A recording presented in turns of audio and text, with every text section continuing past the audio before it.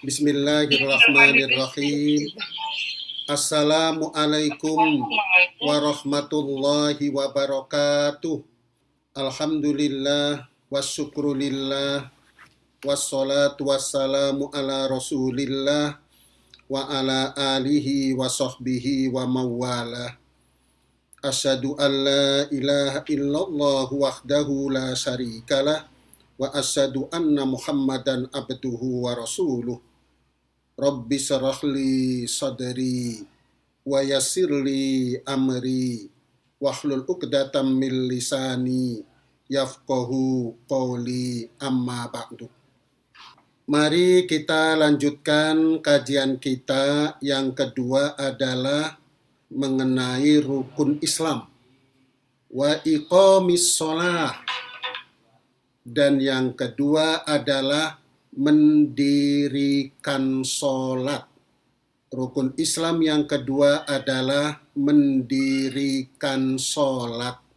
Pengertian mendirikan sholat yaitu melakukan sholat yang berkesinambungan terus-menerus sampai mati.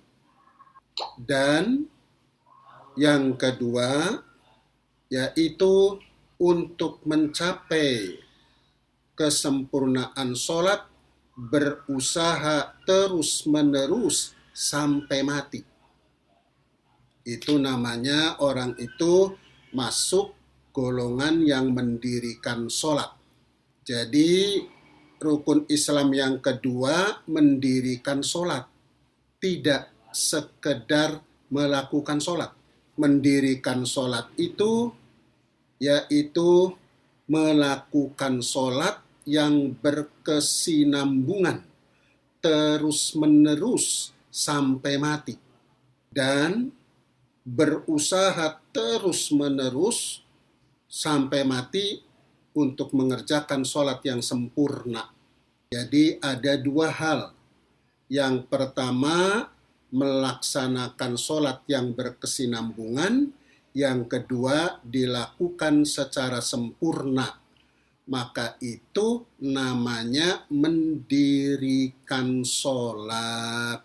Tapi yang perlu ditekankan di sini itu adalah masuk golongan orang yang mendirikan sholat tidak. Sebab orang yang mendirikan sholat itu dia mengerjakan sholat berkesinambungan terus-menerus sampai mati, dan juga berusaha mengerjakan sholatnya secara sempurna, terus-menerus berusaha semacam itu. Maka itu masuk golongan orang yang mendirikan sholat. Jadi beda dengan pengertian mengerjakan sholat. Mendirikan sholat beda dengan mengerjakan sholat. Di dalam surat Al-Baqarah itu disebutkan pada ayat 23, "Dzalikal kitabu la raiba fih." Itulah kitab suci Al-Quran, tidak ada keraguan di dalamnya. Hudal lil muttaqin, petunjuk bagi orang yang bertakwa. Siapa orang bertakwa itu? Yaitu alladzina yu'minuna bil ghaib, orang-orang yang beriman kepada Allah yang ghaib. Wa yuqimunas shalah, dan orang-orang yang mendirikan sholat. Jadi salah satu ciri orang bertakwa itu, orang itu mendirikan sholat. Jadi di hatinya punya prinsip, pokoknya saya dalam hidup ini mau mengerjakan sholat 5 waktu sampai mati. Dan saya akan berusaha untuk mengerjakan sholatnya secara sempurna. Nah, itu prinsip semacam itu dimasukkan dalam hati kita. Karena hal itu akan melahirkan termasuk golongan orang yang mendirikan sholat. Orang yang Mendirikan sholat itu yang pertama tadi berusaha terus-menerus mengerjakan sholat sampai mati, berkesinambungan. Ini berusaha terus-menerus mengerjakan sholat sampai mati, berkesinambungan, ada yang sangat terpuji. Ada yang sangat terpuji. Mengerjakan sholat terus-menerusnya itu ada yang terpuji dan sempurna sekali.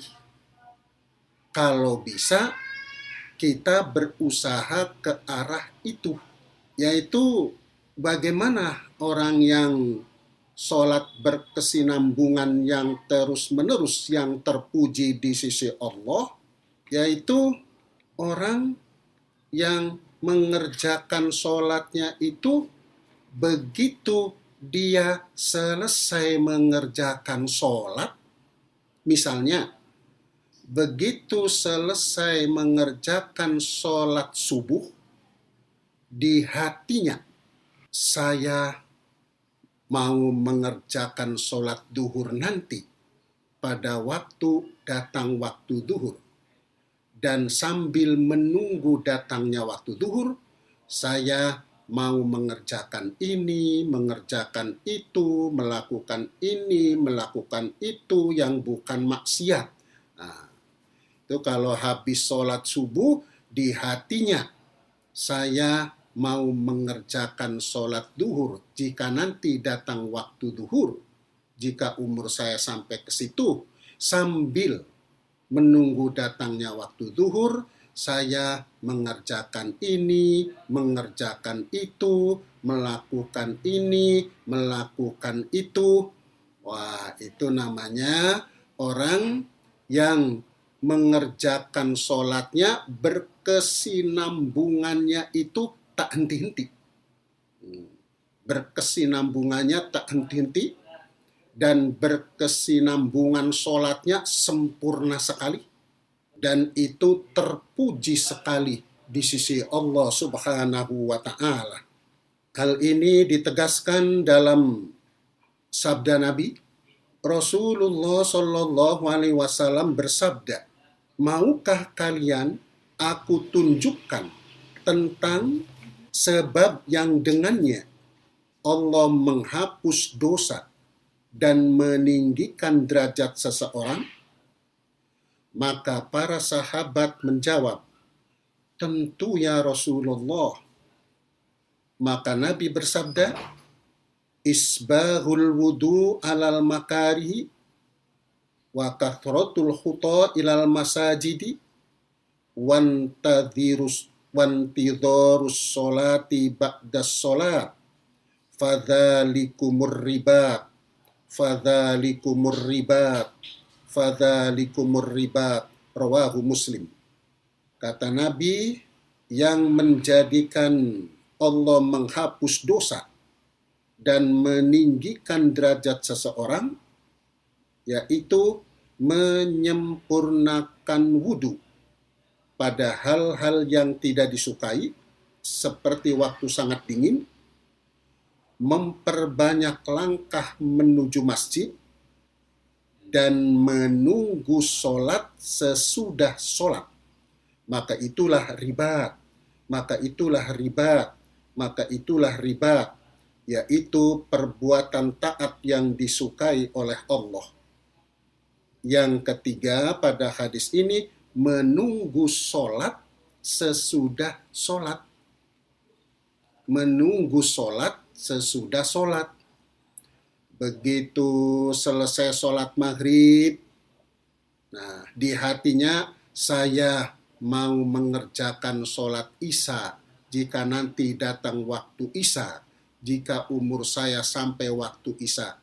Sambil menunggu datang waktu isya, saya berzikir dulu, saya baca sholawat dulu, saya baca Quran, atau mengerjakan yang lain. Tapi dalam hatinya menunggu datangnya waktu isya. Boleh sambil bekerja, nunggu datang waktu sholat. Kalau Misalnya dalam pekerjaan itu luang waktunya itu jam 12, ditunggu jam 12. Ditunggu datangnya waktu sholat, kemudian segera mengerjakan sholat. Maka itu namanya dia mengerjakan sholat, kemudian menunggu sholat berikutnya. Itu namanya orang itu berkesinambungan dalam mengerjakan sholatnya sempurna dan terpuji di sisi Allah Subhanahu wa Ta'ala. Kenapa terpuji di sisi Allah? Karena Allah berfirman kepada para malaikat, "Unzuru ila ibadi qad qadaw faridah wa hum yantadiruna ukhra." Lihatlah kamu semua akan hambaku.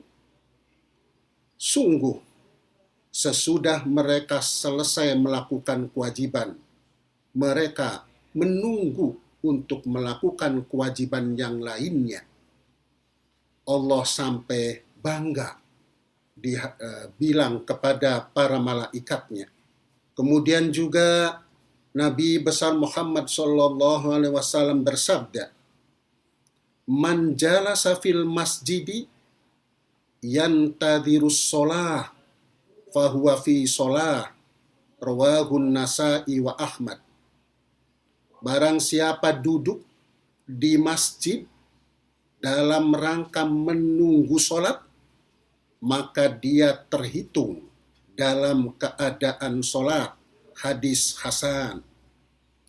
Dia berada di masjid waktu sholat maghrib, kemudian dia mengerjakan sholat maghrib. Sesudah selesai mengerjakan sholat maghrib, dia menunggu datangnya waktu isya untuk mengerjakan sholat isya. Di sela-sela menunggu datangnya waktu isya, dia berzikir, dia baca Quran atau yang lainnya. Kemudian datang waktu isya, dia mengerjakan sholat isya. Maka orang semacam itu, kata Nabi, seperti orang yang sholat terus-menerus dari maghrib sampai isya. Dari maghrib sampai isya, kata Nabi, dihukumi dia itu terus-menerus sholat. Bagaimana seandainya ada orang habis sholat subuh, menunggu datangnya waktu zuhur untuk mengerjakan sholat zuhur. Begitu selesai sholat zuhur, di hatinya, saya tunggu datangnya waktu asar. Sambil menunggu datang waktu asar untuk sholat asar, saya mengerjakan ini, mengerjakan itu. Setelah selesai sholat asar, saya tunggu datangnya waktu maghrib. Kalau nanti datang waktu maghrib, saya mau mengerjakan sholat maghrib. Sambil menunggu datangnya waktu maghrib, saya mengerjakan ini dan mengerjakan itu. Terus sampai isya, terus sampai subuh. Maka kalau orang itu semacam itu, maka orang itu dihukumi oleh Allah sehari semalam sholat terus menerus. Maka itu namanya berkesinambungan sholatnya itu terpuji di sisi Allah Subhanahu wa Ta'ala. Dia bekerja, tapi sebenarnya di mata Allah dia sedang sholat. Dia melakukan sesuatu yang bukan sholat, yang bukan dosa, tapi sebenarnya dia di mata Allah sedang sholat. Maka itu namanya berkesinambungan sholatnya itu terpuji, sempurna di sisi Allah Subhanahu wa Ta'ala.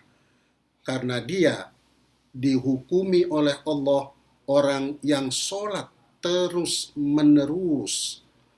Dan orang yang dihukumi oleh Allah sholat terus menerus semacam itu adalah orang yang memelihara sholat dan pemeliharaan sholatnya sempurna di mata Allah Subhanahu wa Ta'ala. Kalau sudah demikian, ditegaskan di dalam surat Al-Ma'arij ayat 34 dan 35, walladzina hum ala salatihim yuhafidun ulaika fi jannatim mukramun. Dan orang-orang yang memelihara solatnya, mereka itu kekal di surga, lagi dimuliakan oleh Allah Subhanahu wa Ta'ala. Jadi kembali lagi ke pembahasan pokok rukun Islam yang kedua adalah mendirikan solat. Dan pengertian mendirikan solat yaitu berkesinambungan mengerjakan solat terus-menerus sampai mati. Dan berkesinambungan mengerjakan solat terus-menerus sampai mati yang sempurna, yang terpuji, setelah selesai mengerjakan solat, hatinya berniat, saya mau mengerjakan solat duhur. Bila nanti datang waktu duhur, bila umur saya sampai waktu duhur, sambil menunggu datangnya waktu duhur, saya mengerjakan ini, mengerjakan itu, apa saja asal tidak dosa.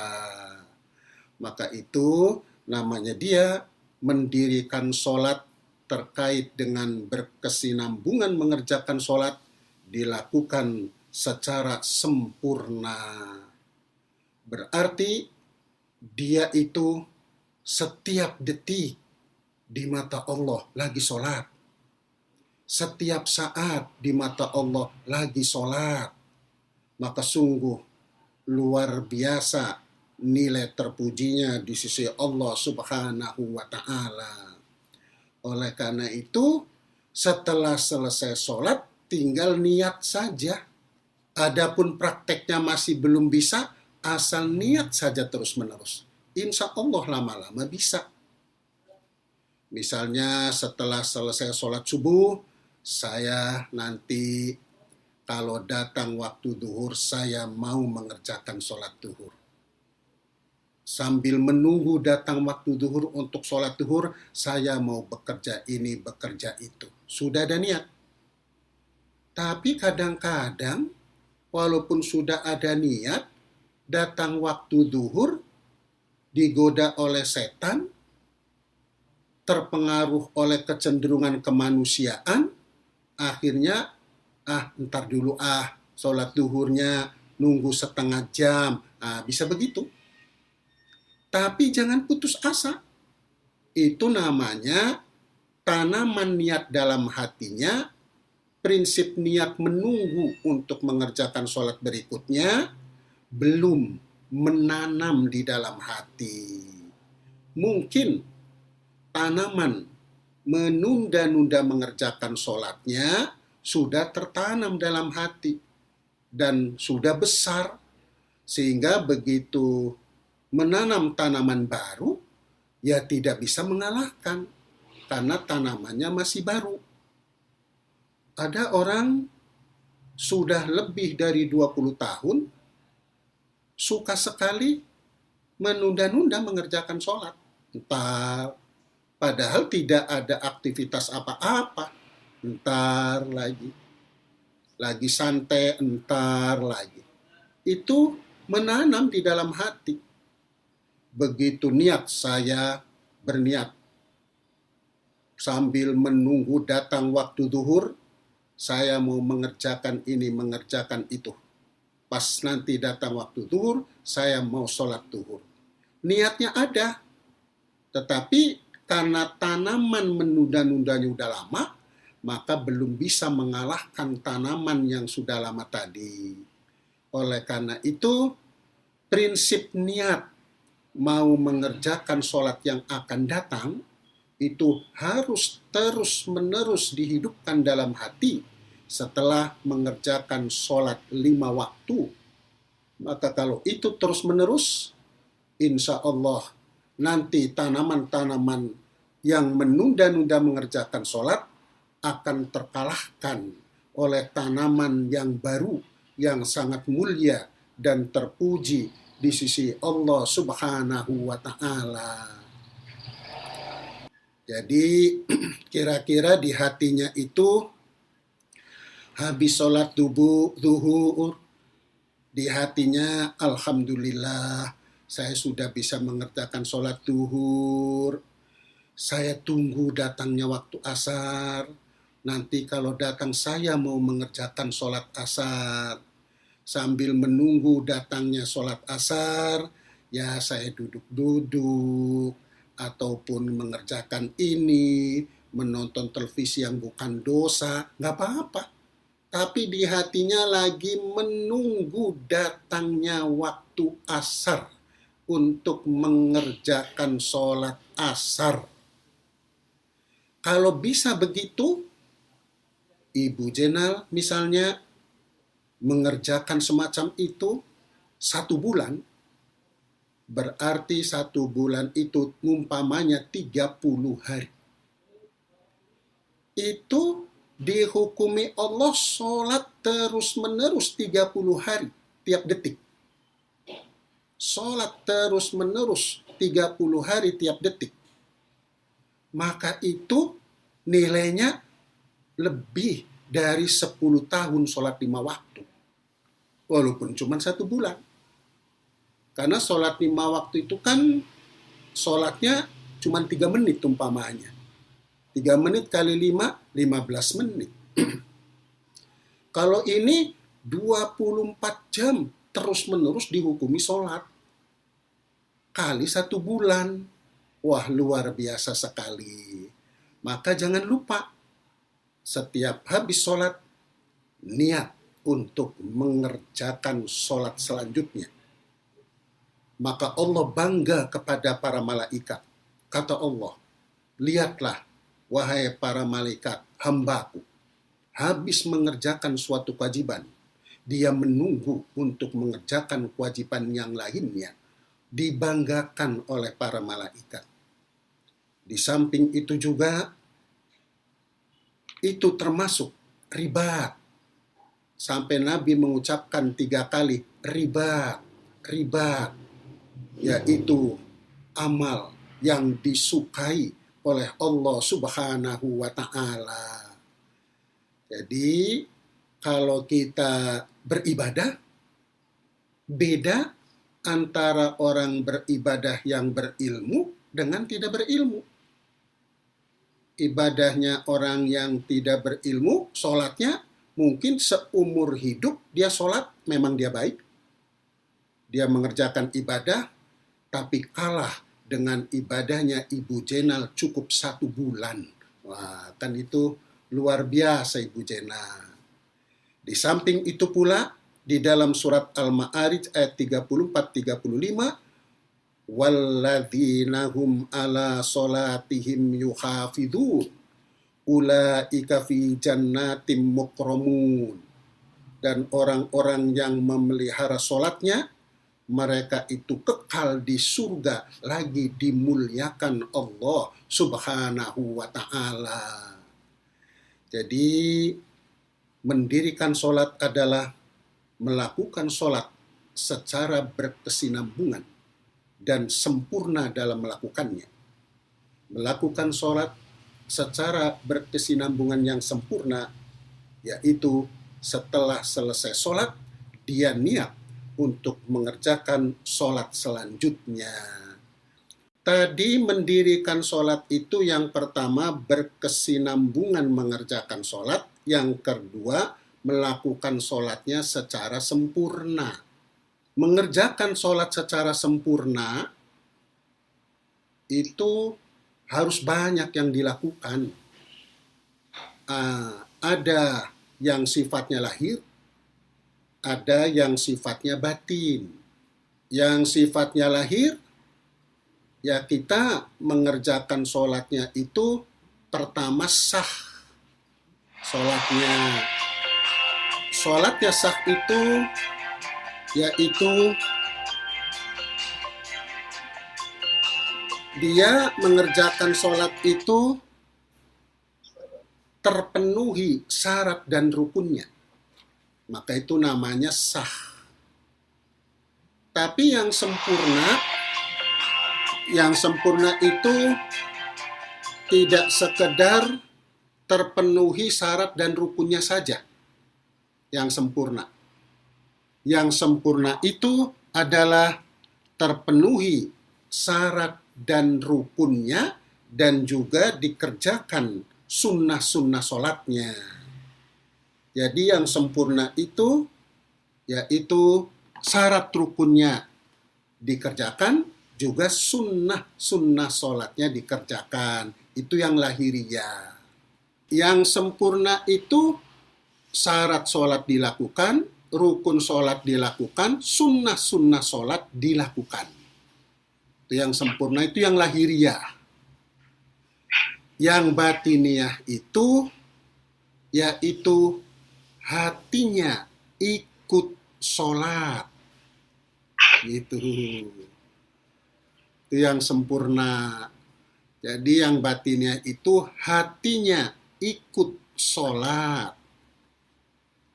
Sebab kadang-kadang orang sholat hatinya tidak ikut sholat. Oleh karena itu, tadi saya katakan, yang namanya mendirikan sholat itu, yang kedua itu berusaha terus-menerus sampai mati untuk sholat sempurna. Yang penting berusaha. Berusaha terus-menerus untuk sholat yang sempurna. Yang penting berusaha. Nah itu, yang penting. Jadi yang penting berusaha untuk sholat yang sempurna. Jadi hatinya yang jadi masalah, sering kemana-mana.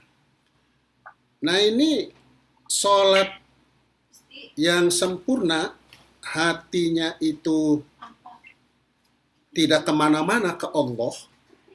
Hatinya ke Allah. Kalau hatinya ke Allah, maka kata Nabi begini, Innallaha mukbilun alal musolli malam yaltafi. Sesungguhnya Allah menghadap kepada hambanya yang mengerjakan sholat selagi hatinya tidak tengok kemana-mana. Nah, jadi Allah itu menghadap kepada hambanya yang mengerjakan sholat selagi hati hambanya tidak tengok kemana-mana. Kalau hatinya tidak tengok kemana-mana ke Allah, Allahnya menghadap.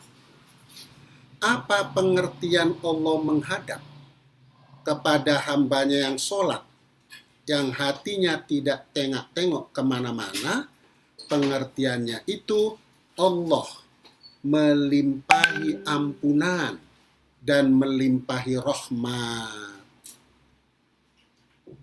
Begitu Allah menghadap kepada hamba, maka hamba terkurangi dosanya dan hamba dirahmati Allah Subhanahu wa ta'ala. Oleh karena itu, usahanya itu diusahakan menghadap kepada Allah pada awal-awal waktu, walaupun 10 detik. Jangan gak ada usaha sama sekali. Begitu takbir, kita menghadap kepada Allah. Benar-benar menghadap kepada Allah. Dan menghadap kepada Allah itu, fokus kita itu yang gampang. Begitu hati ingin kemana-mana, wahai hatiku, Allah itu sedang menghadap kepadaku. Masa hatiku tidak menghadap kepadanya? Tidak berakhlak banget. Nah, jadi paling tidak begitu. Begitu hatinya kemana-mana lagi, wahai hatiku, Allah memperhatikan aku sedang sholat. Nah, jadi diajak ke situ, walaupun 10 detik, maka sholat yang kita lakukan menjadikan kita dapat rahmat terus-menerus 10 detik, dan dapat ampunan terus-menerus 10 detik. Lumayan daripada kita mengerjakan sholat nggak ada fokus ke Allah sama sekali.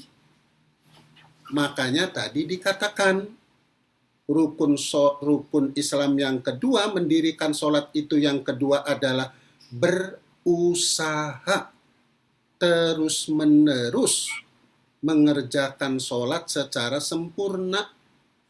Berusaha, yang penting berusaha. Bukan harus sempurna, bukan begitu. Kita termasuk orang mendirikan sholat, berusaha 10 detik fokus menghadap Allah, atau berusaha 10 detik fokus, ingat Allah lagi memperhatikan aku sholat. Nah, maka kita termasuk orang yang berusaha mendirikan sholat. Karena kita berusaha sholatnya sempurna walaupun 10 detik. Yang perlu ditekankan di sini, yang ditakuti, upaya fokus menghadap Allahnya tidak ada. Maka dimasukkan orang mengerjakan sholat, bukan mendirikan sholat. Gitu. Sedangkan rukun Islamnya mendirikan sholat. Itu.